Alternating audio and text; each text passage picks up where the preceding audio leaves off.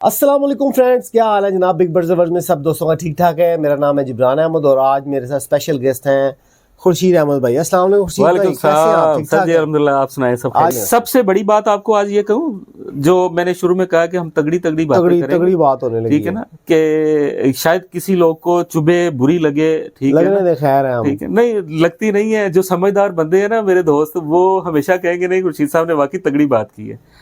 देखें, लाइव चीज जानदार भी है और हम भी लाइव हैं, ठीक है।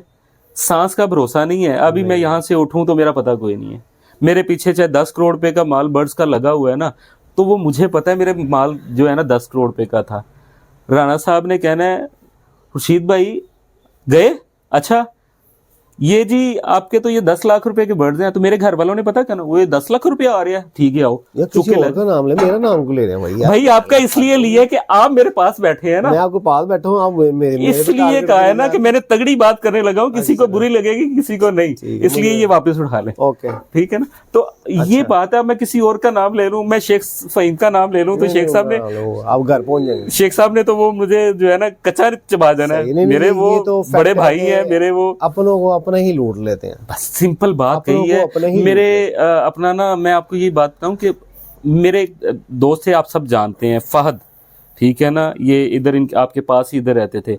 वो बंदा बात करता होता था कि यार हमारे बाद जो है ना, हमारे घर वालों को जो हमारी 50,000 की चीज है ना, तो किसी ने कहना 500 रुपए की है, और वो हमारे दोस्त ही होंगे जो लेके जाएंगे, बाहर का बंदा नहीं होगा।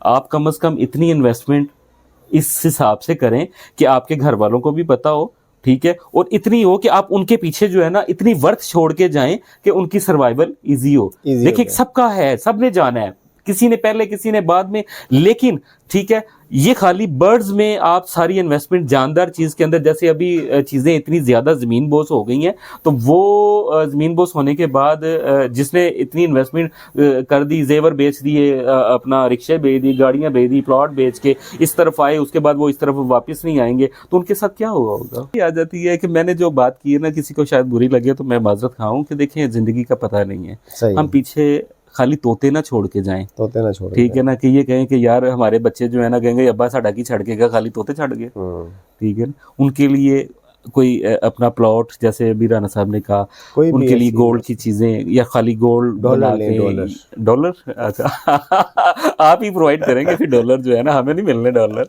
हम तो रियाल लेने के लिए जाते हैं, तो वो 10 कहते हैं जी अपना पासपोर्ट लाएं।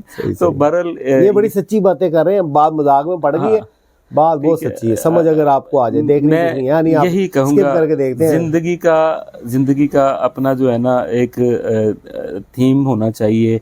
मैं अपना एक्सपीरियंस बयान कर रहा हूँ आपके साथ। मैं ये नहीं कह रहा कि यार अच्छा हम जो कहना वीडियोस तोतों के लिए बना रहे हैं, ये नहीं, सिर्फ ये समझाने के लिए, शौक भी करें, अरूज पे करें, लेकिन इतना करें और पीछे इतना बैकअप अपने बच्चों के लिए छोड़ के जाएं कि वो कम से कम ये ना कहें कि हमारे लिए अब्बा जी ने सिर्फ ना तोते ही छड़ गए ने, तो पीछे साढ़े लिए छड़िया की है।